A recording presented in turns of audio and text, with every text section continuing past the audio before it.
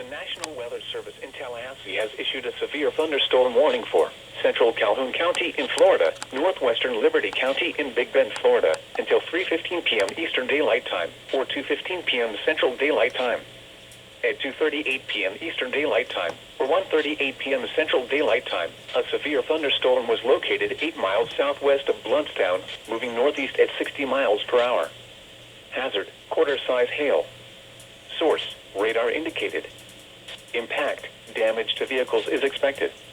Locations impacted include Blountstown, Bristol, Rock Bluff, Clarksville, Red Oak, Selman, Abe Springs, Sharpstown, Hosford, Kenny's Mill, Nettle Ridge, Frink, Kinnard, Woods, Lowry, Blountstown Airport, Macedonia, Torreya State Park, Hugh Creek, and Broad Branch. For your protection, move to an interior room on the lowest floor of a building.